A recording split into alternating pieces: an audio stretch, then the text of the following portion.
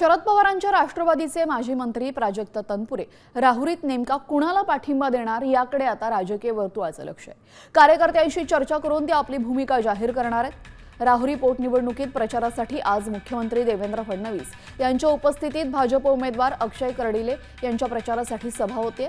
यावेळेस तनपुरे फडणवीसांची भेट घेण्याची शक्यता वर्तवण्यात आली। सोडलेलं नाहीये, त्यामुळे कदाचित त्यांनी माझा पक्षाचा माजी आमदार माजी मंत्री म्हणून त्यांनी फोटो लावला असेल, पण मी काय कुठं कोणालाही मत मागायला गेलेलो नाही। ह्यांना द्या त्यांना द्या, मी कुठंच मत मागितलेलं नाही। मी काय पक्ष सोडलेला नाही अजूनही।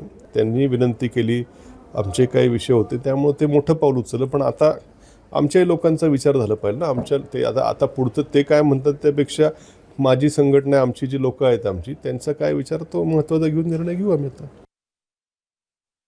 खरं तर राहुरी पोटनिवडणुकीत थांबण्याचा निर्णय घेतल्यानंतर प्राजक्त तनपुरे नेमका कुणाला पाठिंबा देणार याचीच राज्याला उत्सुकता लागलेली आहे आणि त्याच अनुषंगाने ते आज कार्यकर्त्यांच्या बैठका घेत आहेत आणि त्या कार्यकर्त्यांची मतं ते जाणून घेत आहेत। सकाळपासूनच त्यांच्या कार्यालयावर विविध गावातील कार्यकर्ते या ठिकाणी गर्दी करत आहेत आणि वेगवेगळ्या बैठका ज्या आहेत विविध गावातील त्या सध्या सगळ्या सुरू आहेत। कार्यकर्त्यांची भावना एवढी एकच आहे का दादांनी निवडणूक लढवली पाहिजे नव्हती, परंतु त्यांनी एक तालुक्याची जी संस्कार आहेत, संस्कृती, आज समोरच्या उमेदवारांचा त्या ठिकाणी अकाली निधन झालेलं आहे, त्याचा विचार करता दादांनी त्या ठिकाणी म्हणजे थांबण्याचा निर्णय घेतला। हा सर्व तालुक्याने यांनी बुवा त्याचं स्वागत केलेलं त्या निर्णयाचं। आता दादामुळे ऐकायची पळ येणारच आहे आम्हाला, काही झालं तरी। पण आज जरी झालं तर आम्ही आता बूथ वेगळं करून आम्ही निर्णय घेऊ काय ऐकायचं ते।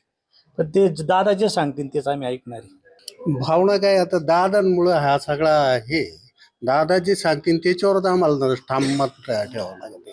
कारण दादाच आमच्या अडचणी सोडवणारे किंवा अशी करणारे माणसं आहे, त्याच्यामुळे आम्हाला काय दादा जे सांगतील तेच मान्य, बाकी काहीच नाही। पण दादा हाच आमचा पक्ष आहे।